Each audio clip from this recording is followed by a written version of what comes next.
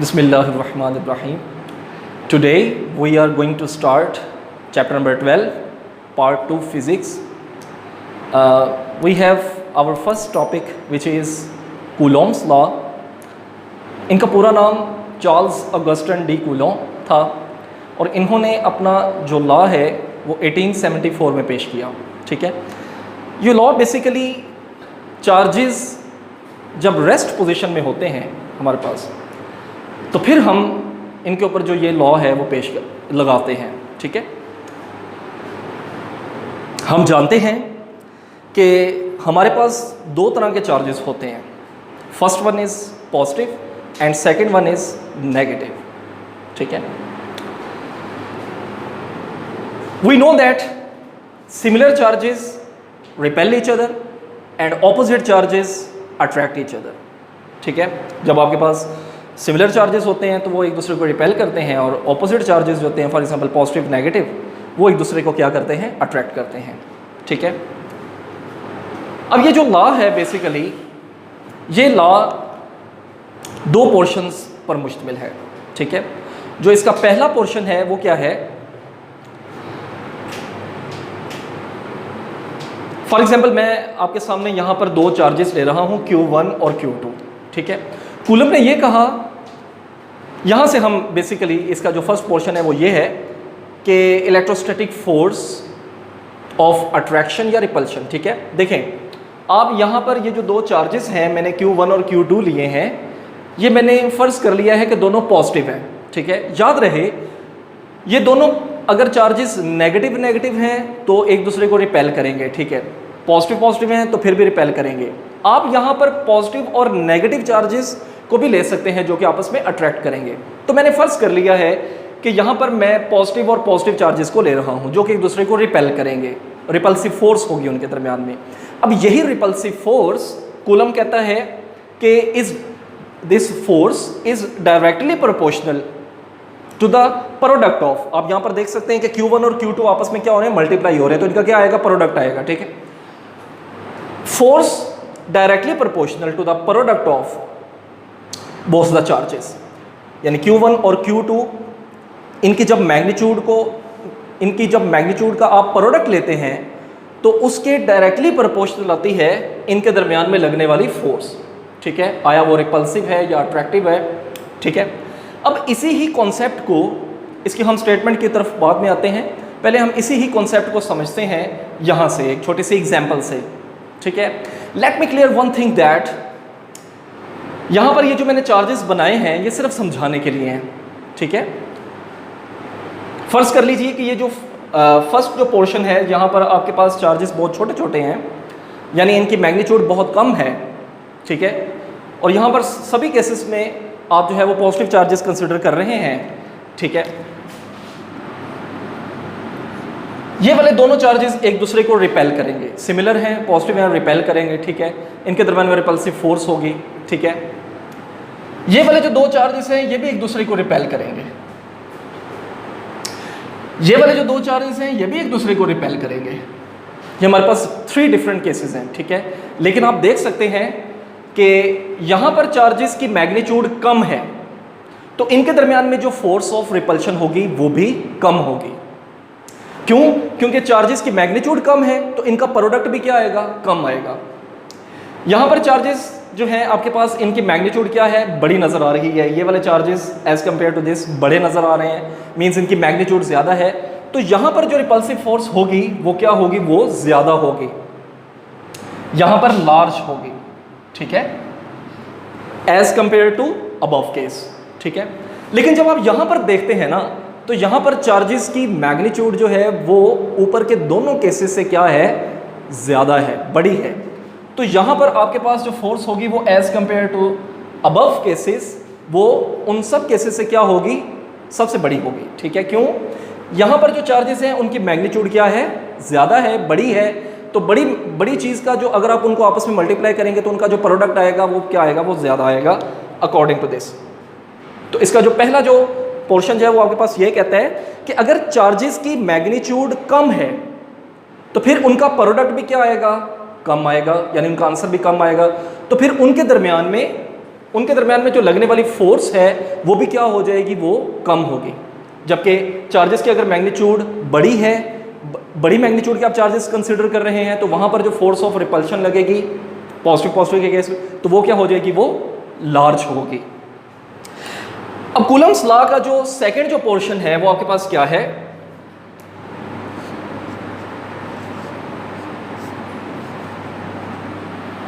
कि ये वाली जो फोर्स है, सपोज आप यहां पर देखते हैं, तो इन दो चार्जेस के दरम्यान में जो लगने वाली जो फोर्स है, कूलम कहता है कि जी force is inversely proportional to the square of the distance between them.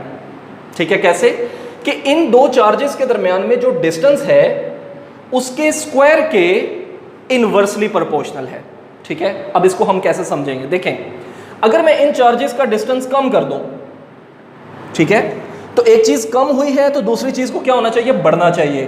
क्यों, यहां पर इनवर्स रिलेशन है। और वैसे होता है, अगर आप चार्जेस को करीब लेके आते हैं तो वो क्या करते हैं, पावरफुली रिपेल करते हैं, एक दूसरे को ज्यादा जो है वो उनके दरम्यान में रिपल्सिव फोर्स होती है। अगर आप चार्ज को दूर लेके जाएंगे तो कूलम कहता है कि उसके स्क्वायर ऑफ डिस्टेंस के अकॉर्डिंगली उसकी फोर्स जो है वो क्या हो जाएगी, कम होगी।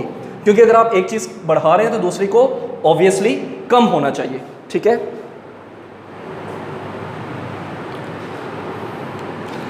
तो इसका जो दूसरा पोर्शन है वो हम यहीं से ही बनाते हैं। आप यहां पर देख सकते हैं कि मैंने जो फर्स्ट स्टेटमेंट का जो फर्स्ट पोर्शन था वो यहीं से बनाया था। कैसे कि the electrostatic force between two point charges is directly proportional to, यहां पर डायरेक्ट रिलेशन है, charges is directly proportional to the product of the magnitude of point charges. ठीक है, and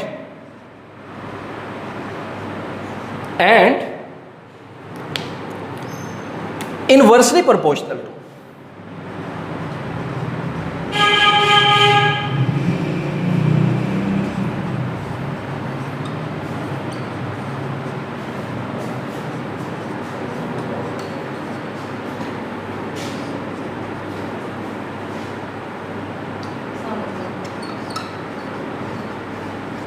inversely proportional to the square of the distance between them.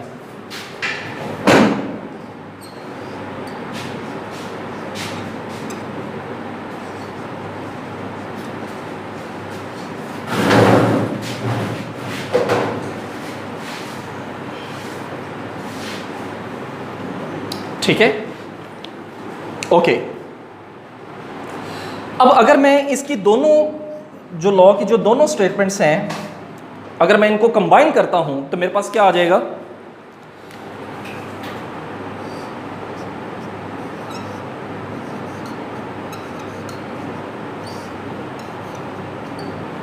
ठीक है। और यहां पर अगर आप प्रोपोर्शनैलिटी साइन को रिमूव करेंगे तो हमें कोई ना कोई कांस्टेंट इंट्रोड्यूस करवाना पड़ता है। तो कूलम ने जो कांस्टेंट इंट्रोड्यूस करवाया दैट वाज के। ठीक है,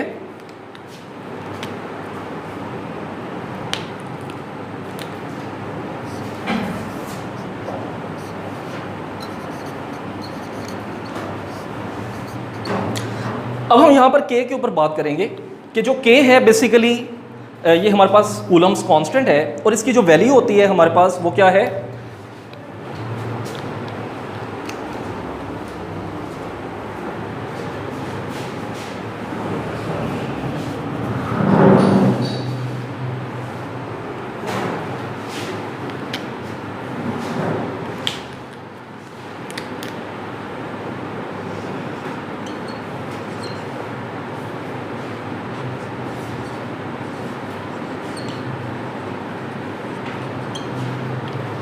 ठीक है जी, ये हमारे पास के की वैल्यू आती है।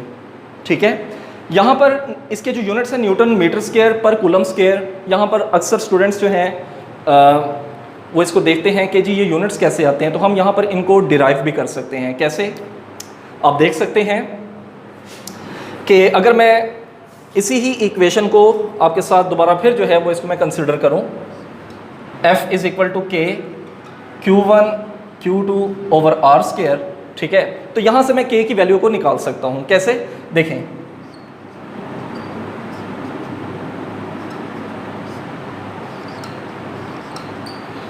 ठीक है जी, देखें फोर्स का यूनिट क्या होता है आपके पास, न्यूटन, आर जो कि डिस्टेंस को शो कर रहा है, इसका यूनिट क्या आ जाएगा मीटर, और Q जो कि चार्ज को शो करता है, इसका यूनिट क्या होता है, कूलम।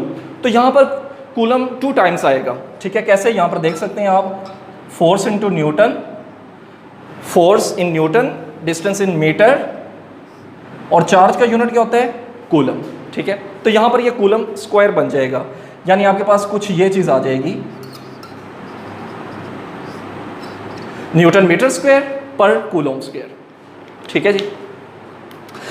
अब यहाँ पर ये जो K की वैल्यू है ये आती कैसे है, बेसिकली आपके पास जो K है वो इसके बराबर होता है 1/4 पाई एप्सिलॉन नॉट, ठीक है। ये जो इसको पढ़ते हैं एप्सिलॉन नॉट, एप्सिलॉन नॉट क्या है, इसको हम परमिटिविटी ऑफ फ्री स्पेस कहते हैं। कैसे, देखें, फर्ज कर लीजिए कि जी यहाँ पर आपने जो 2 चार्जेस को कंसिडर किया हुआ है ये वैक्यूम में है, ठीक है, यानी फ्री स्पेस है इनके दरमियान में। तो इसको हम फिर किस में लिखेंगे कि इसको हम पढ़ते हैं permittivity of free space,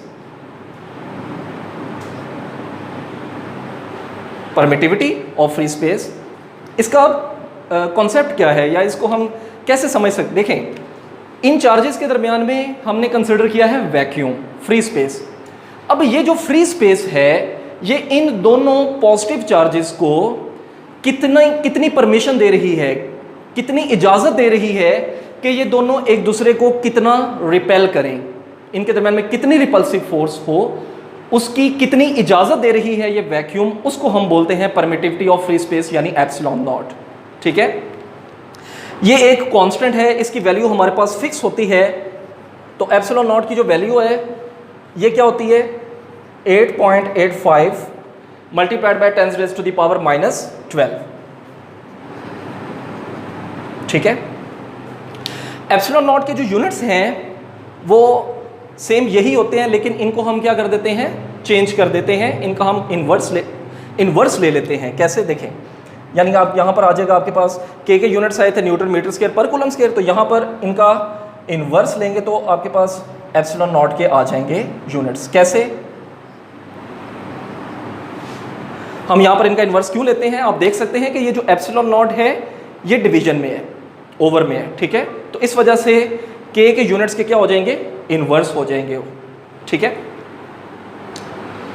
now अगर हम K की यही वाली वैल्यू अपनी इस इक्वेशन के अंदर, मान लीजिए कि मैं इस इक्वेशन को इक्वेशन नंबर A कंसिडर करता हूं,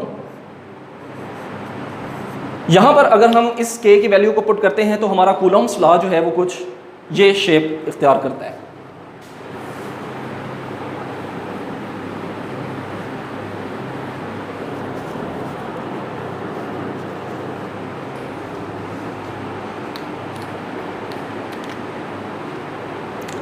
अगर मैं K की वैल्यू को यहां पर पुट करता हूं तो मेरे पास ये आ जाएगा,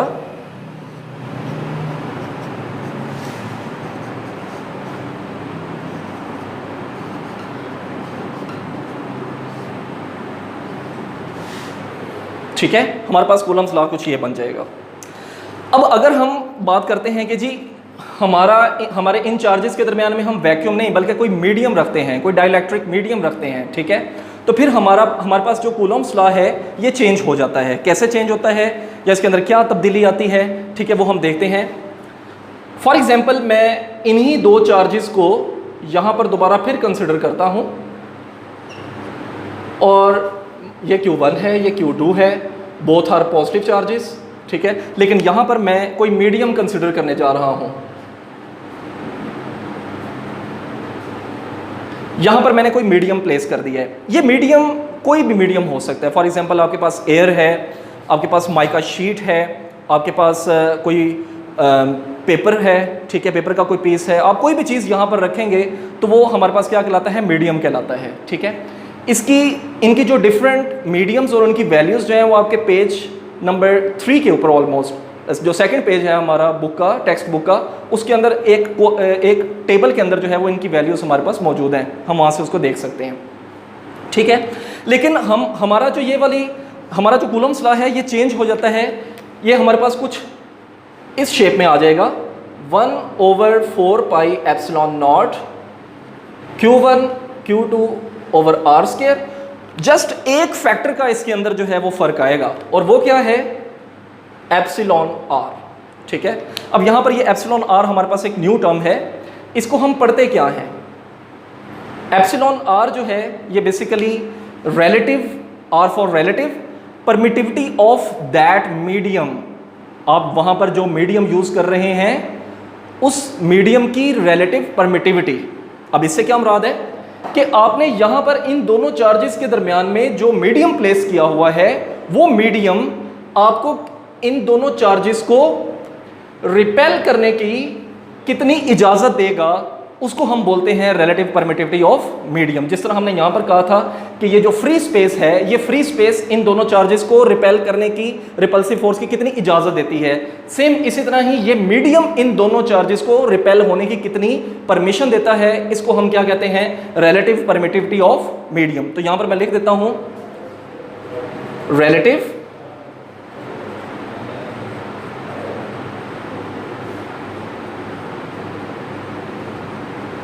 परमिटिविटी ऑफ मीडियम। ठीक है, ओके। मैं इस इक्वेशन को, मान लीजिए कि मैं इस इक्वेशन को इक्वेशन नंबर 3 का नाम दे देता हूं। ठीक है, इसको मैं ऐसे लिख सकता हूं,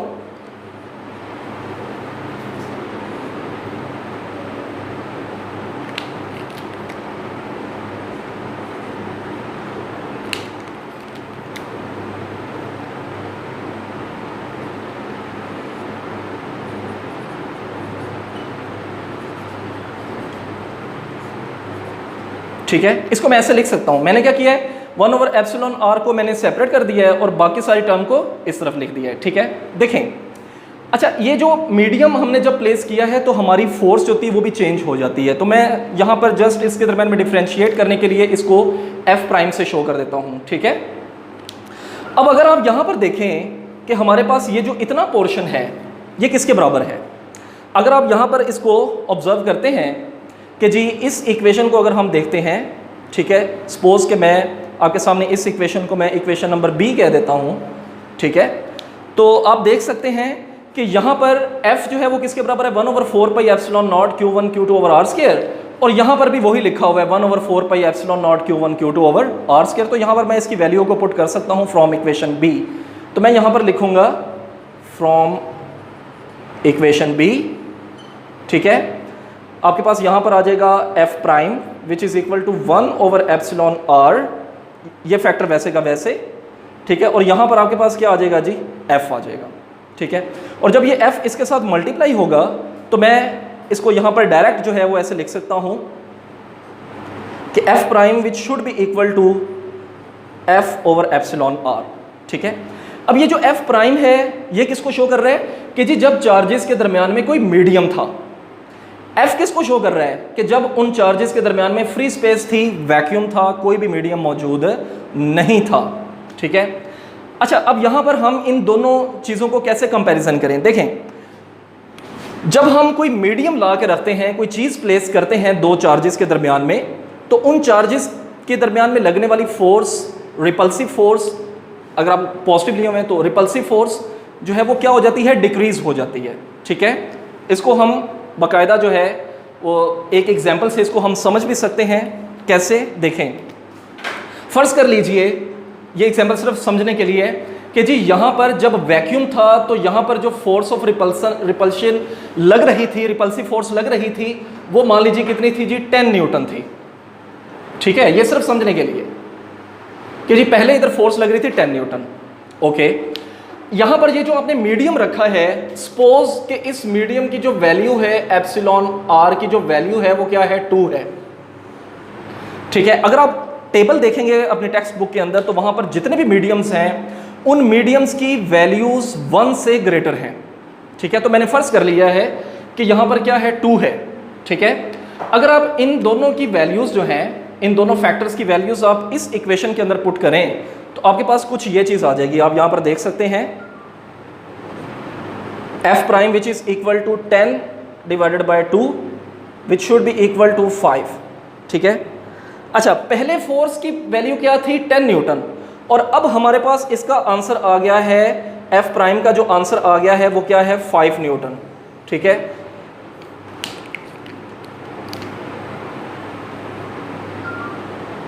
ये हम सिर्फ समझने के लिए है। ठीक है, एग्जांपल जो हमने कंसीडर की है। यहां पर आप देख सकते हैं कि एफ प्राइम का आंसर क्या आया है 5 न्यूटन, पहले था 10 न्यूटन, जो कि हमें एक हमें एग्जांपल से हमें साफ वाज़ेह नजर हो जाता है कि जी जब हम कोई मीडियम, जब भी कोई भी मीडियम रखेंगे, आपके चार्जेस के दरमियान में लगने वाली जो फोर्स होगी वो हमेशा क्या हो जाएगी, डिक्रीज हो जाएगी। तो यहां पर ये सिर्फ ये एक्स्ट्रा था आपका समझने के लिए, इसको पेपर में नहीं लिखना। ठीक है,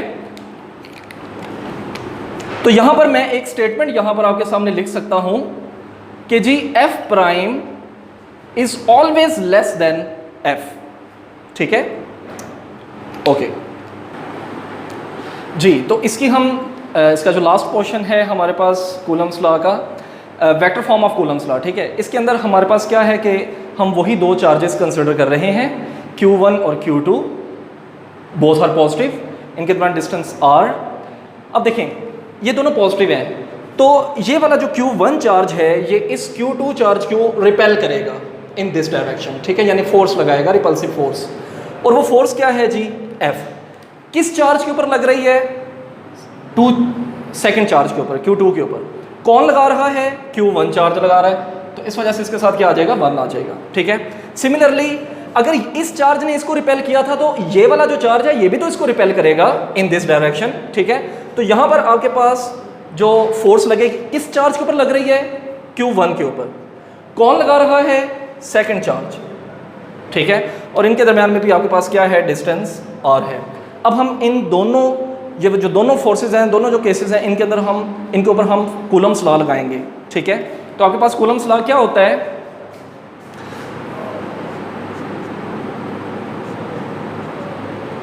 F इज इक्वल टू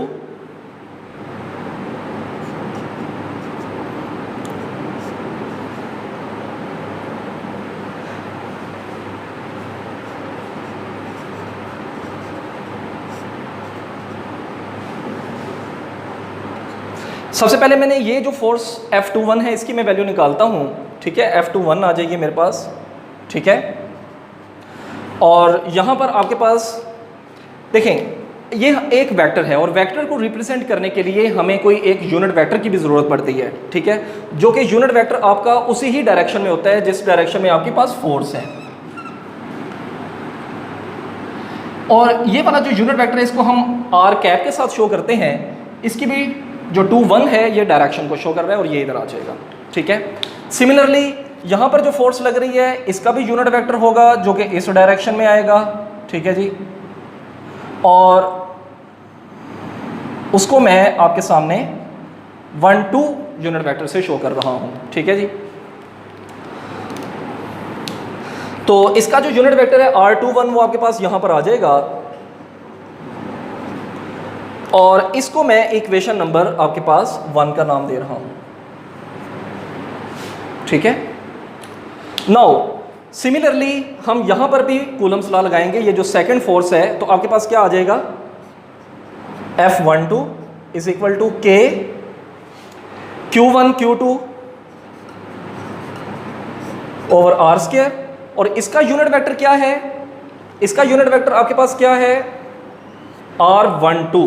तो यहां पर मुझे फिर क्या लिखना चाहिए, R12 यूनिट वेक्टर। ठीक है, अब आप देख सकते हैं इसको मैं चलें इक्वेशन नंबर में आपके सामने जो है वो इक्वेशन नंबर 2 का नाम दे देता हूं।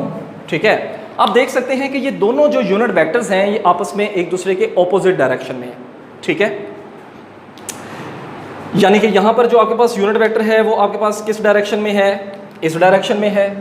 ठीक है, R21, और ये वाला जो यूनिट वेक्टर है ये इसके क्या है, ऑपोजिट डायरेक्शन में है। ठीक है, अगर मैं इस यूनिट वेक्टर को नेगेटिव के साथ मल्टीप्लाई कर दूं, यानी मैं इसको नेगेटिव बना दूं, तो इसकी डायरेक्शन क्या हो जाएगी, चेंज हो जाएगी, यानी इसकी डायरेक्शन इधर आ जाएगी। ठीक है, ओके। अब मैं एक काम करता हूं कि ये जो सेकंड इक्वेशन है इसको मैं नेगेटिव के साथ यहां पर मल्टीप्लाई करता हूं। किस अंदाज से, ऐसे देखें, यहां पर मैं बाहर माइनस लिखता हूं यानी नेगेटिव बाहर लिखता हूं और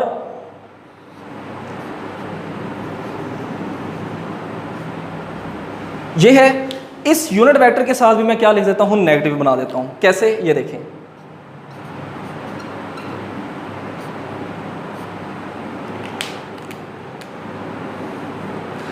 इसको मैं ऐसे बना सकता हूं। कैसे, देखें, ये माइनस और ये माइनस, माइनस माइनस क्या हो जाएंगे, प्लस हो जाएंगे। तो मैं इसको इस तरह लिख सकता हूं, ठीक है।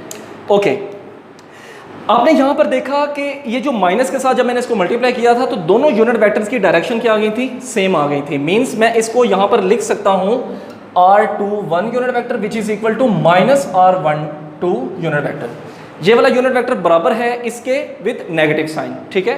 तो मैं जहां पर ये माइनस R12 है इसकी वैल्यू को यहां पर मैं पुट कर सकता हूं, ठीक है। तो मेरे पास क्या आ जाएगा, यहां पर आ जाएगा मेरे पास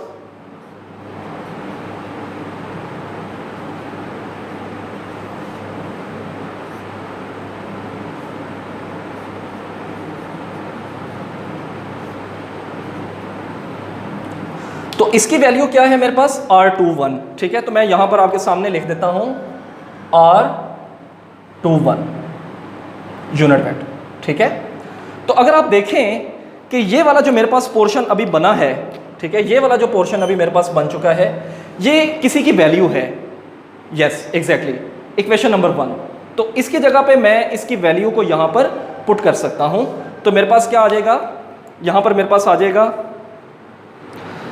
यानी ये वाली जो इक्वेशन है, चलिए मैं इसको इक्वेशन नंबर 3 का नाम दे देता हूं।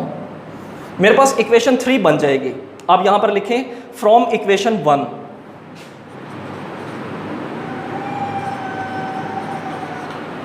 फ्रॉम इक्वेशन 1 या यूजिंग इक्वेशन 1 भी लिख सकते हैं। आपके पास इक्वेशन 3 बन जाती है। इक्वेशन नंबर 3 बिकम्स, ठीक है, क्या बन जाती है इक्वेशन 3, आपके पास ये बन जाएगी, लेफ्ट हैंड साइड वैसे कि वैसे लिखेंगे F12, ठीक है, ये माइनस साइन वैसे का वैसे, और इतनी जगह के ऊपर मैं इक्वेशन नंबर 1 से इसकी वैल्यू यहां पर पुट कर सकता हूं और मेरे पास ये आ जाएगी F21, ठीक है। तो यहां से आप देख सकते हैं कि दोनों जो फोर्सेस हैं, ये वाली जो दोनों जो फोर्सेस हैं ये आपस में क्या आ गई हैं, इक्वल आ गई हैं। ये दोनों फोर्सेस आपस में इक्वल हैं, लेकिन ये जो नेगेटिव साइन शो कर रहा है ये क्या शो कर रहा है कि इन दोनों फोर्सेस की जो डायरेक्शन है वो क्या है, एक दूसरे के ऑपोजिट है। तो यहां से हमारे पास एक रिजल्ट हासिल होता है कि जो कूलम्स फोर्स है ये म्यूचुअल फोर्स है, ठीक है। यानी कि एट अ टाइम दोनों चार्जेस जो हैं वो एक दूसरे के ऊपर एट अ टाइम दोनों फोर्सेस लगाएंगे, ठीक है, लेकिन एक दूसरे की ऑपोजिट डायरेक्शन के साथ। That's it.